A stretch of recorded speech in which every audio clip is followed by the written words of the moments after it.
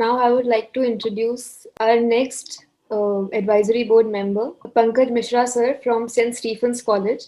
Sir is the Associate Professor of Sanskrit Department in St. Stephen's College. He has also authored 11 books and he has been teaching since 1992. He is also the All India CBSE syllabus convener and a member of NCERT book writing committee.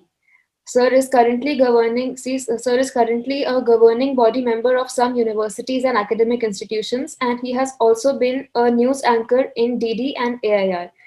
Sir, I welcome you in this session, and I request you to please address the gathering and enlighten our participants with your words. Pankaj sir. Okay. Yes, sir. You are visible. Good evening, everybody.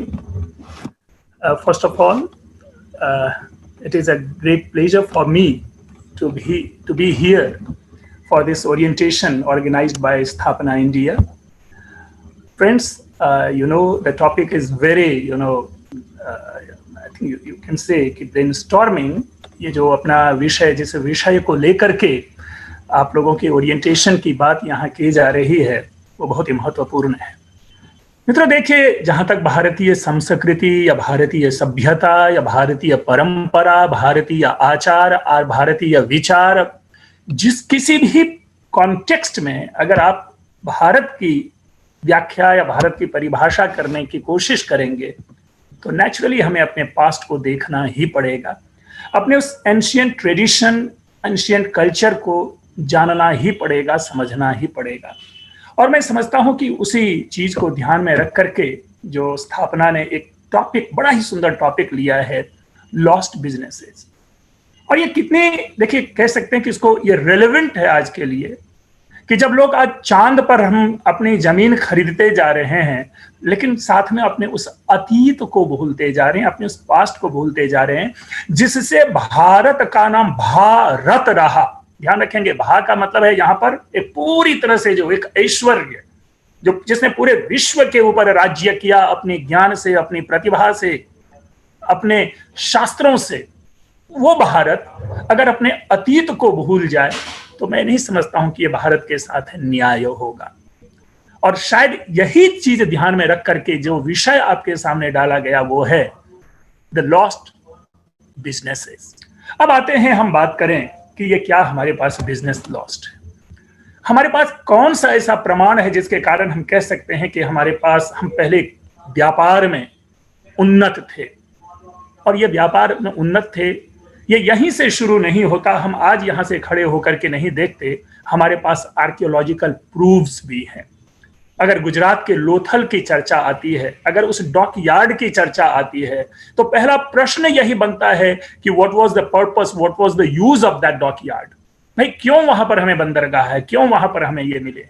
इसका मतलब हम समुद्र पर भी या राज्य करते थे। हमारा यहां से भारत के अतिरिक्त जो विश्व के अन्य देशों से हमारा संबंध था, वो कैसा संबंध था? क्या वो वैवाहिक संबंध था? नहीं। क्या वो केवल पिकनिक का संबंध था, ट्रैवल का संबंध था? नहीं। निस्संदेह वो संबंध हमारा था एक व्यापार का, जिस व्यापार के कारण हम विश्व के दूर दूर तक के लोगों से मिले। मित्रों, इसी संदर्भ में एक बात कहना बहुत जरूरी मैं समझता हूं। हमें बचपन से घुट्टी पिलाई जाती रही कि भारत की खोज वास्को डिगामा ने 1498 20 मई को किया। दुख की बात है, हम जब तक भूल चुके थे अपने सारे व्यवसाय को पूरे विश्व के ऊपर से, तब आकर के वास्को डिगामा हमारे देश आता है। ये एक हिस्ट्री को देखने का नजरिया रहा जो हमारे मन में बार बार ये डालता रहा कि वास्को डिगामा जैसे लोगों ने भारत की खोज की।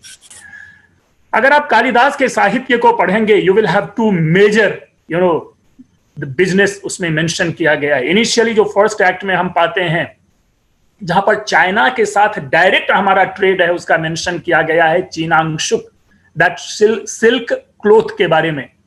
Clear 31st verse of Abhijnana Shakuntalam first act, it is clearly written चीनांगशुकमिव केतमानं प्रतिवातम नियमानस्य। सिमिलरली उसी प्ले के अगर आप 6th एक्ट में जाते हैं तो वहां पर पाएंगे कि धनमित्र नामक एक व्यापारी था जो कि रूल करता था पूरे के पूरे समुद्र के ऊपर में। And because of one accident Dharmitra died.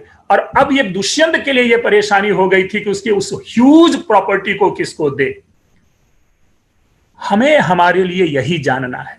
अगर हम ट्रू सेंस में अपने को भारतीय कहलाना चाहते हैं तो भारत के उस अतीत को भी जानना है। यहां पर व्यापार आपको मिर्च का नहीं है, व्यापार यहां पर आइवरी का नहीं है, व्यापार यहां मोती का नहीं है, बल्कि व्यापार हमारे बौद्धिक जो विचार है उनका भी है। वो भी हम कहीं ना कहीं लूज करते गए, हमने लॉस किया। और यही कारण है कि दूसरों के देशों में जो बौद्धिक व्यापार चल रहा है, जो इंटेलेक्चुअल बिजनेस चल रहा है, वो आज उसका व्यापार हम यहां कर रहे हैं और भारत की भारतीयता की गलत व्याख्या करते जा रहे हैं। मित्रों, मैं समझता हूं कि ये बहुत बढ़िया प्लेटफॉर्म है, बोलने के लिए बहुत कुछ है, बल्कि आपसे सुनना हमारे लिए ज्यादा आनंद का विषय होगा। आपसे हम जानेंगे तो शायद इस विषय की व्याख्या आप लोगों के माध्यम से जान करके मैं भी उत्प्रेरित होऊंगा और आपसे ज्ञान प्राप्त करके यदि कोई एडवाइस होगा तो मैं स्थापना को दूंगा। आप लोगों ने 2 ही मिनट के लिए सुना, मुझे ये टाइम दिया। स्थापना को धन्यवाद, हरगुण जी को धन्यवाद जो ऑल द टाइम नॉक करती रही, अभी भी आने से पहले मुझे इन्होंने नॉक किया। और राहुल रोहन जी का तो कहना ही क्या, मैं उनकी आवाज का मतलब दीवाना हूँ। बड़ी अच्छी आवाज उनकी है, काफी क्लैरिटी है उनकी आवाज में। तो जब भी उनका कॉल आता है मैं कहता हूं कि स्वर्गवास हो जाता है मेरा। ठीक है, बहुत ही सुंदर है। आप लोगों के लिए बहुत सारी ढेर सारी शुभकामना और एक अच्छे जो कह सकते हैं डिस्कशन का हम लोग वेट कर रहे हैं। Thank you very much.